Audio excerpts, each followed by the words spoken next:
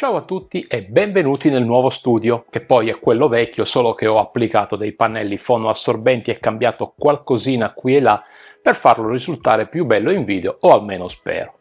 Ma veniamo alla recensione di oggi. Quanto abbiamo apprezzato lo scorso anno le CMF Buds? Dal mio punto di vista davvero molto, tanto che ne ho suggerito l'acquisto a tantissimi di voi. Da una settimana circa sto provando la nuova versione, le Buds 2, in questa colorazione verde che ho acquistato appena uscite su Amazon e che mi sono arrivate il giorno esatto del lancio globale. Oggi quindi posso raccontarvi qualcosa di più su questo prodotto e cercherò di rispondere ad una domanda che mi è venuta in mente non appena le ho provate. È questo il meglio che la tecnologia può offrire oggi per degli auricolari di fascia medio-bassa? Prima di tentare di rispondere a questa e ad altre domande, vediamo che cosa troviamo in confezione quando le portiamo a casa.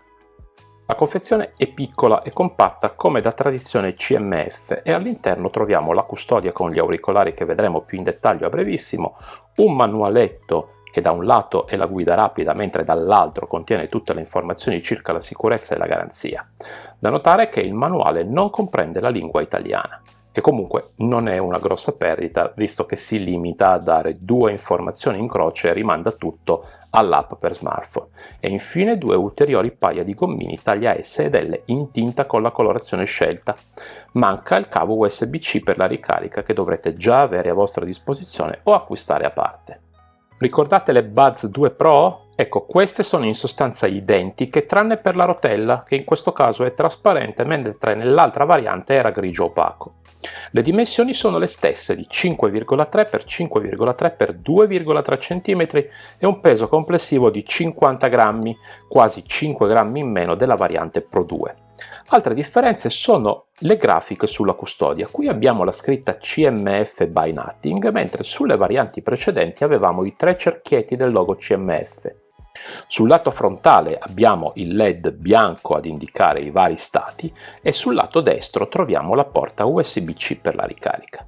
Se apro lo sportello noto come anche in questo caso non cambia nulla per quanto riguarda il peso e la forza necessaria per aprirlo, così come la posizione degli auricolari, che è la stessa degli altri modelli ed è molto comoda sia per estrarli che inserirli nella custodia.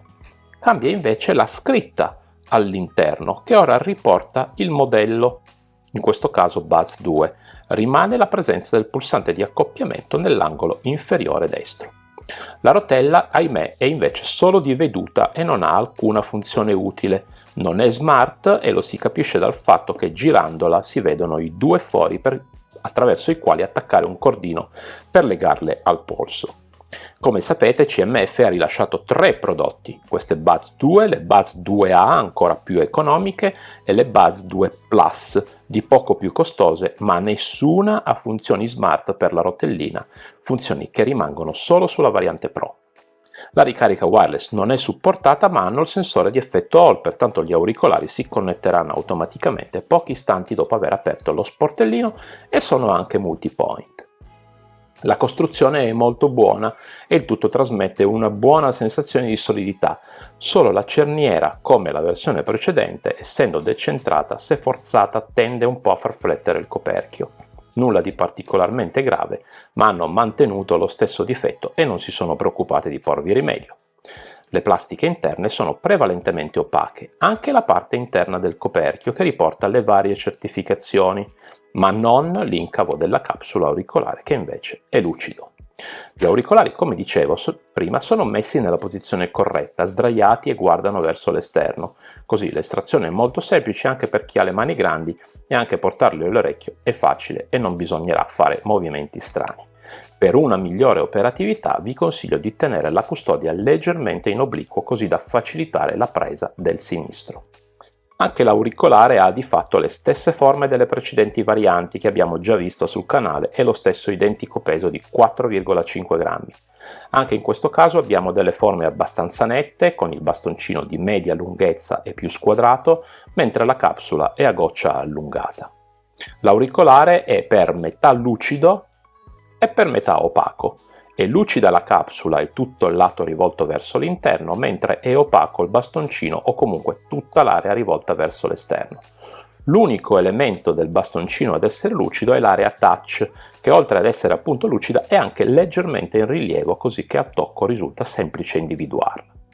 Un aspetto che cambia rispetto alla generazione precedente sono i microfoni. In quella dell'anno scorso ne avevamo solo 2 a disposizione, mentre in questa versione i microfoni diventano 3 e sono posizionati in questo modo. Il primo in prossimità dell'ugello, dove vediamo questo piccolo foro, il secondo tra la parte alta del bastoncino e la capsula e il terzo al fondo del bastoncino, in prossimità di questi 2 fori che vanno da parte a parte e che servono anche a ridurre i rumori del vento.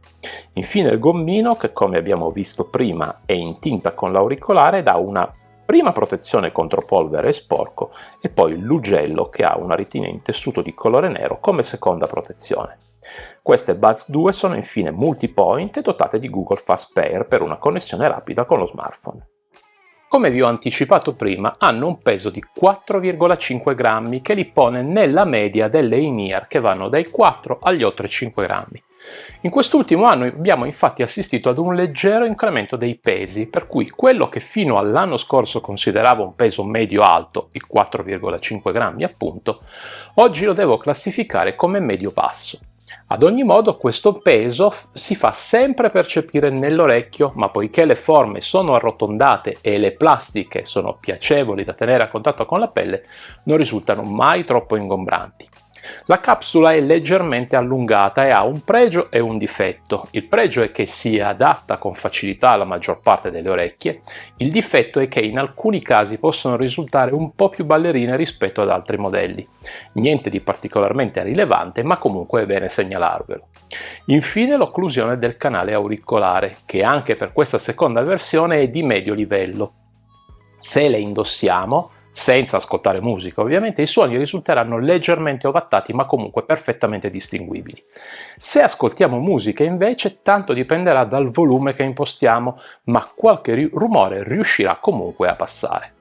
Un altro aspetto migliorato da CMF è il grado di protezione da polvere e acqua, che nel modello precedente si fermava ai IP54, mentre qui si attesta ai IP55, che sembra poco ma in realtà le rende più resistenti agli struzzi d'acqua e alla pioggia di media intensità.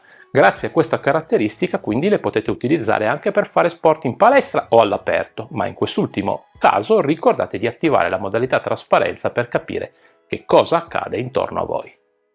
L'applicazione Nothing X l'abbiamo vista diverse volte sul canale e io la reputo una delle migliori in circolazione.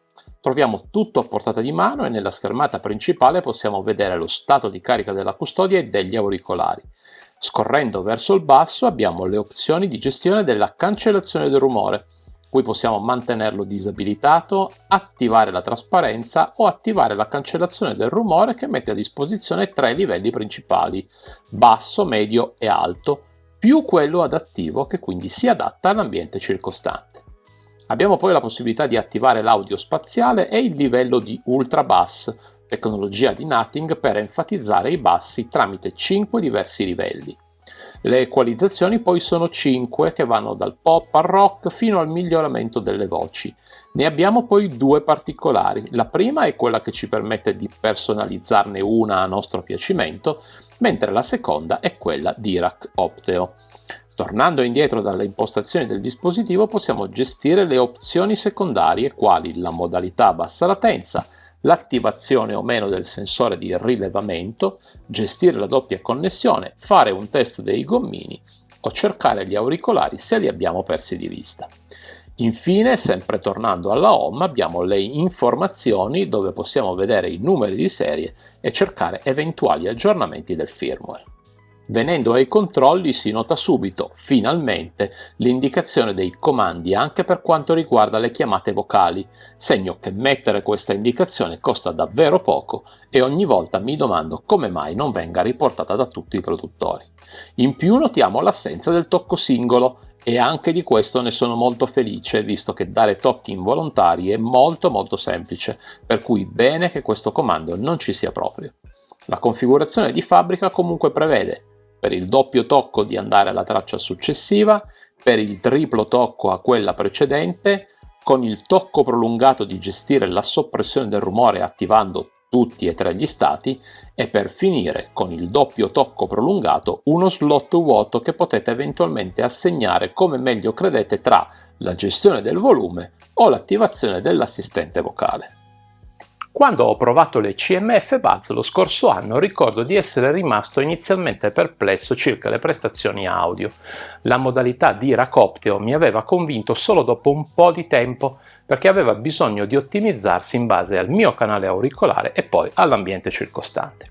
Quest'anno quindi questa caratteristica delle CMF non mi ha stupito, ma voglio ricordarvelo perché se utilizzate questa modalità, ed io vi consiglio caldamente di farlo, vi servirà un po' di tempo per sentirle vostre. C'è da dire che CMF deve aver ottimizzato qualcosa, visto che il tempo necessario è ora inferiore rispetto a prima. In ogni caso un paio di giorni abbondanti dategliele a queste Buds 2. Cosa potrete ottenere al termine di questo periodo di prova, se vogliamo chiamarlo così? Un sound interessante che vira verso i bassi per farsi apprezzare dalla maggior parte degli utenti, quindi un suono piaccione come lo definisco io, ma che non disdegna affatto le sonorità medie e alte che riesce a riprodurre con una buona qualità anche se gli alti sono un passo indietro rispetto alle altre frequenze. CMF ha poi cambiato dimensione e materiali del driver e l'ha reso leggermente più sofisticato rispetto al precedente. Se infatti nella versione 1 avevamo un driver dinamico in biofibra da 12,4 mm, qui ne abbiamo uno da 11 mm in PMI che è un polimero in pratica, ma in sovraimpressione vi scrivo che materiale è così evito di pronunciarlo.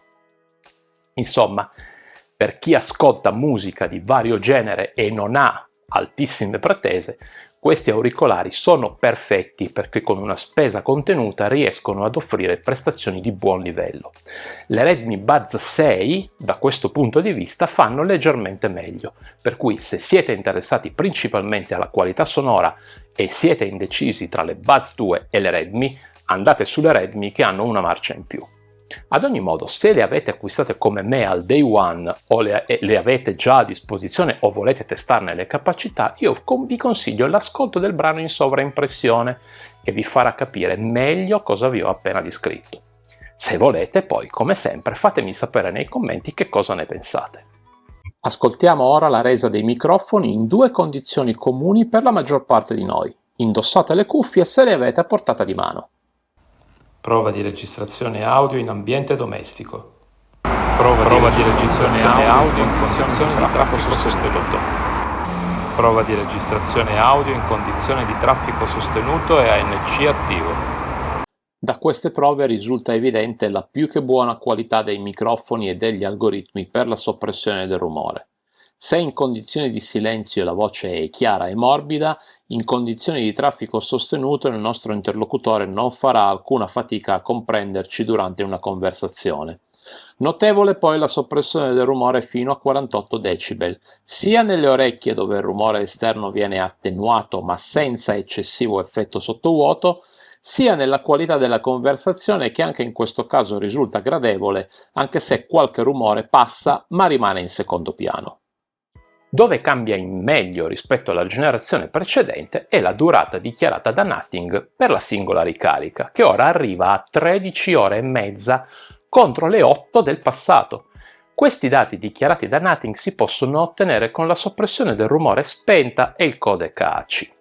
Nei miei test, condotti come sempre con il volume impostato all'80% e il codec AC, risulta una durata massima di poco superiore alle 12 ore, e questo valore ci dice due cose. La prima è che durano davvero tanto, perché 12 ore con una ricarica sono un valore al top non solo per la categoria di riferimento delle Buds 2, e la seconda è che con le tecnologie attuali è possibile superare la soglia delle 10 ore continuative anche per auricolari di questa fascia di prezzo, che per carità non avranno codec ad alto bitrate, ma hanno comunque la AC che offre più che buone prestazioni.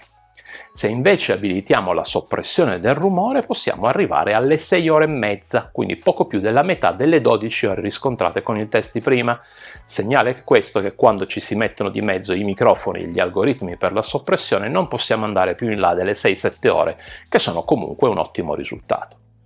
La batteria inclusa nella custodia è di 460 mAh e facendo un rapido calcolo riesce a garantire ulteriori 3 ricariche per un totale effettivo di 48 ore reali nella condizione meno energivora, contro le 55 dichiarate, mentre con l'ANC attivo arriviamo a 26 ore contro le 32 dichiarate.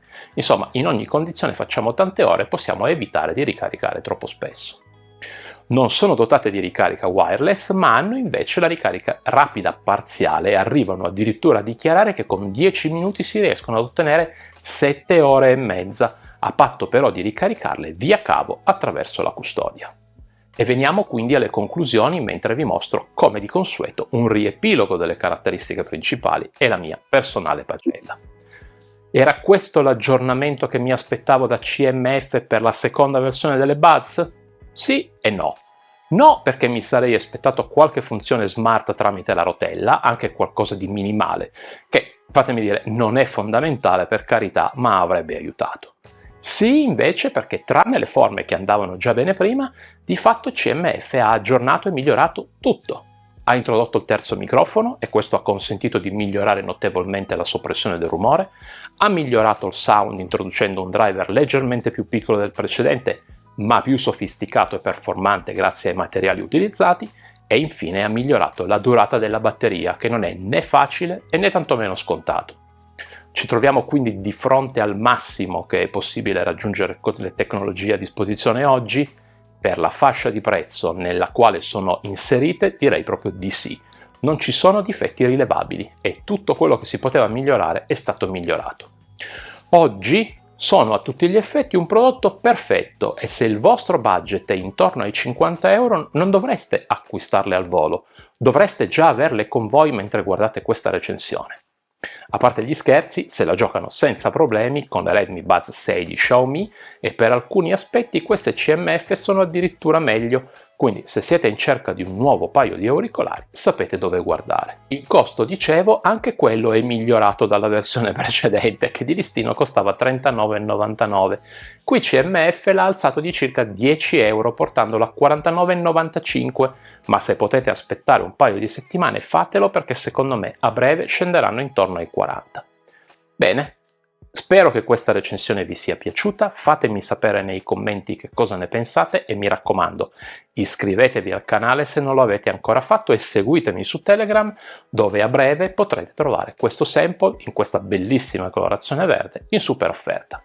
Grazie a tutti per essere rimasti con me fino alla fine e come sempre, alla prossima!